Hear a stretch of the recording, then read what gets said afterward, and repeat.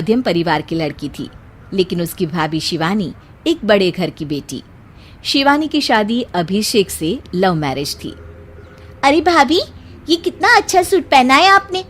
काश ऐसा मैं भी पहन पाती।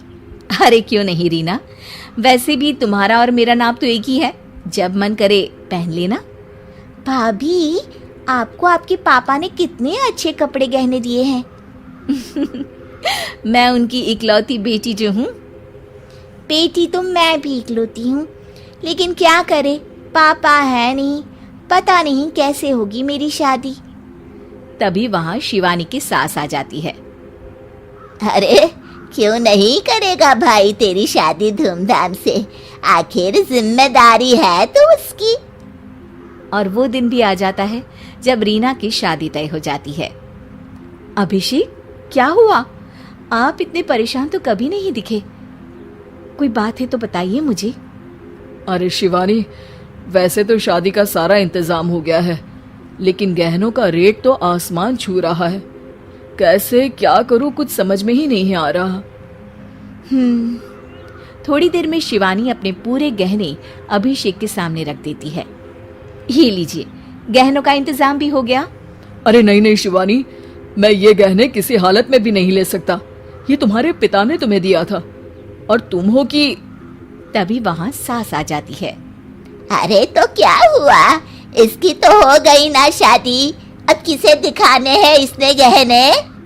सास गहनों का धूमधाम से होती है और अब वो बड़े घर की बहू बन जाती है।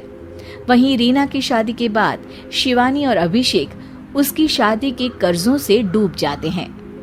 मैं सोच रही हूँ नौकरी करनी शुरू कर दूँ, वैसे भी पढ़ी लिखी हूँ, आपकी थोड़ी मदद भी हो जाएगी। वैसे शिवानी, कुछ दिन कर लो तो अच्छा ही होगा, क्योंकि ज़रूरत भी है। अब शिवानी भी नौकरी करने लगती है और घर खर्चे में अभिषेक का हाथ बटाती है। एक दिन शिवानी, रीना का फोन आया था, कह रही थी कि आने वाले त्योहार में उसके ससुराल जाना है। ठीक है माँ। अरे ठीक तो है, लेकिन एक काम कर लेना, उसके सास ससुर से लेकर पूरे खानदान के कपड़े मिठाइयाँ सब ले आना, और हो सके तो रीना के लिए छोटे से कान में पहनने के बूंदे भी। और क्या है ना, शादी में उसे सारी बड़ी बड़ी कान की ज्वेलरी दी थी, घर में पहनने के लिए तो उसके पास कुछ भी नहीं है। शिवानी सोच में पड़ जाती है कि वो क्या करे, क्योंकि कर्जों और घर के खर्चों के बाद तो पैसे बचते ही नहीं थे। शिवानी फिर अपने पिता को फोन करती है और उनसे पैसे मांगती है। देखो शिवानी, मैंने तुम्हें शादी के वक्त ही मना किया था कि ऐसे घर में शादी करनी ही नहीं चाहिए। अरे अभिषेक को शर्म आनी चाहिए जो ससुराल से पैसे मंगवा रहा है। शिवानी को पिता की बात पर गुस्सा आ जाता है। आप मेरे पिताजी हैं और मैं परेशान थी इसलिए आपसे मदद की उम्मीद की पापा। अभिषेक को तो पता भी नहीं है कि मैंने आपसे पैसे मांगे हैं। शिवानी सोचती है कि वो अभिषेक से बात करे, लेकिन फिर उसे लगता है कि वो टेंशन ले लेगा। तभी शिवानी की नजर हाथ के कंगन पर पड़ती है, सीधे बाजार जाती है और उसे बेचकर ननद के घर ले जाने का सारा सामान लेकर आती है और सास के सामने रख देती है। हाँ ठीक है, लेकिन फल थोड़े और अच्छी क्वालिटी के होने चाहिए थे। शिवानी कुछ नहीं कहती। फोन आया था, बहुत रो रही थी। क्यों माँ, क्या हुआ? सब ठीक तो है ना उसके ससुराल में? अरे तूने तो उसकी नाक ही कटवा दी।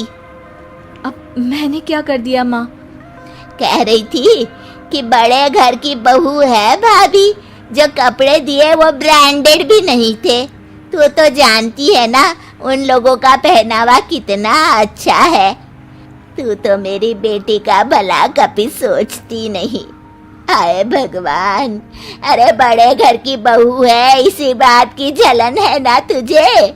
लेकिन याद रख, मेरी बेटी का सोचने के लिए भगवान है, तुम लोग कभी उसका बुरा नहीं कर पाओगे। अब शिवानी के मन में सवाल था कि क्या ईश्वर सिर्फ रीना के साथ है, उसके साथ नहीं? लेकिन उसे सुकून था कि वो अभिषेक के साथ उसकी जिम्मेदारियों को निभाने में बराबरी की हकदार है। शिवानी वहां से चली जाती है। वो सास से कुछ नहीं कहती, क्योंकि अमीर घर की बहू बनकर रीना को भले ही सुकून ना हो, लेकिन गरीब घर की बहू बनकर शिवानी